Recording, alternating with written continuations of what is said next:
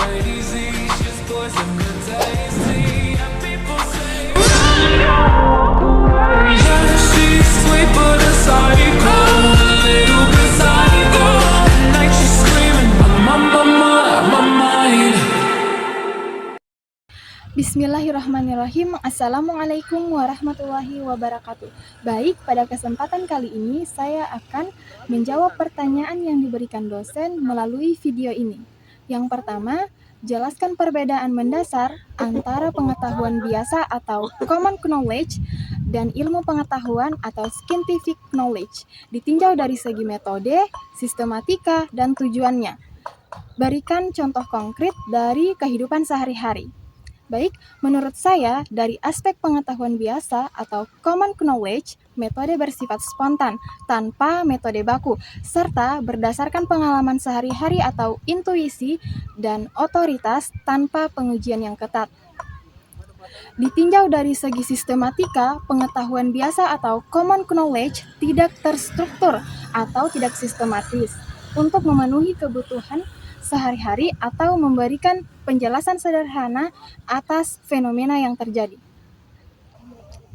Contohnya seperti bulan mempengaruhi pasang surut air laut, atau orang tua melarang anaknya keluar malam karena banyak setan.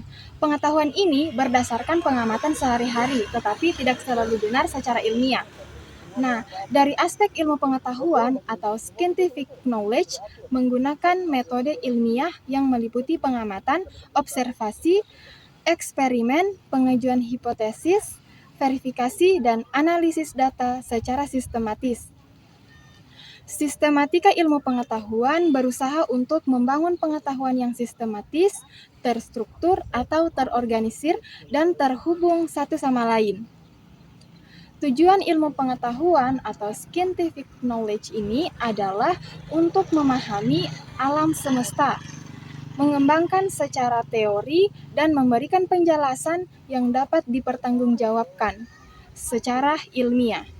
Contohnya seperti ilmuwan menemukan bahwa keluar malam tanpa pencahayaan meningkatkan risiko kecelakaan dan kejahatan, atau bulan mempengaruhi pasang surut air laut karena gaya gravitasi yang diakibatkan oleh gerakannya mengelilingi bumi. Nah, penjelasan ilmiah ini didukung oleh bukti empiris dan teori gravitasi Newton. Selanjutnya, yang kedua, analisis bagaimana aspek ontologis dan aksiologis ilmu berperan dalam menentukan arah dan dampak dari perkembangan teknologi saat ini. Berikan contoh kasus aktual sebagai pendukung. Menurut saya, dilihat dari aspek ontologis, hal ini menyangkut apa yang dikaji oleh ilmu atau realitas atau objek kajian, seperti perkembangan AI. Bertumpu pada realitas matematika, logika, dan perilaku manusia.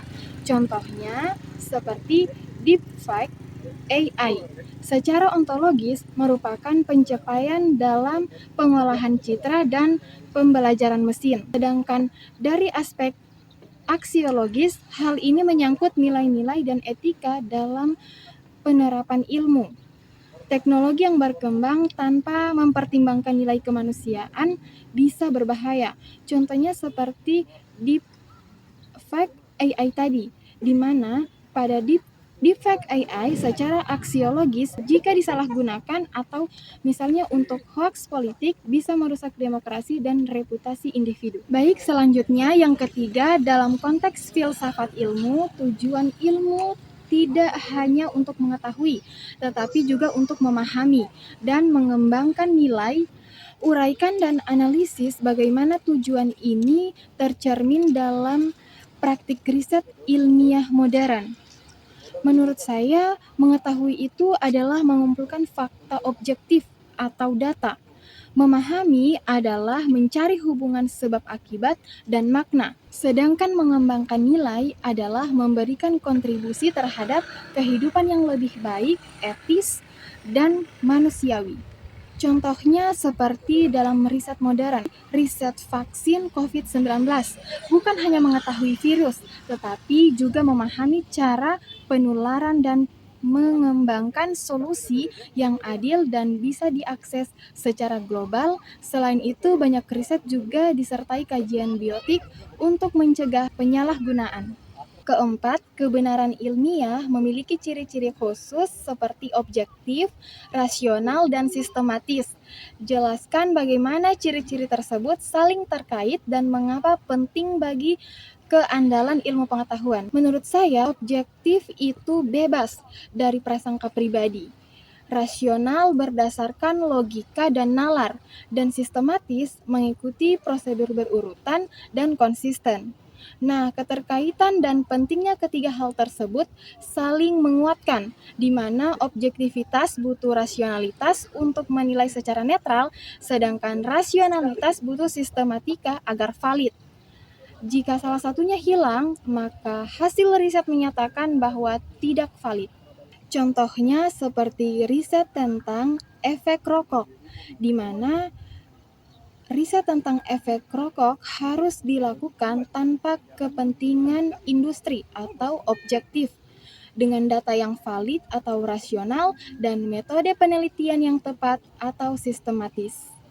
Baik, selanjutnya yang kelima, terdapat beberapa jenis kebenaran dalam filsafat ilmu, seperti kebenaran korespondensi, koherensi, dan pragmatis. Dibandingkan ketiga jenis kebenaran tersebut, dan analisis mana yang paling relevan digunakan dalam ilmu sosial dan mengapa. Menurut saya, korespondensi, definisi ini dinyatakan benar jika sesuai dengan fakta atau realitas. Sedangkan koherensi adalah konsisten dengan sistem atau teori yang sudah ada. Sedangkan pragmatis adalah dianggap benar jika berguna dan dapat diterapkan. Dari ketiga hal tersebut, menurut saya, kebenaran pragmatislah yang paling relevan dalam ilmu sosial. Mengapa demikian? Karena fenomena sosial yang dinamis dan dapat dinilai berdasarkan dampak praktis itu bisa bermanfaat untuk masyarakat.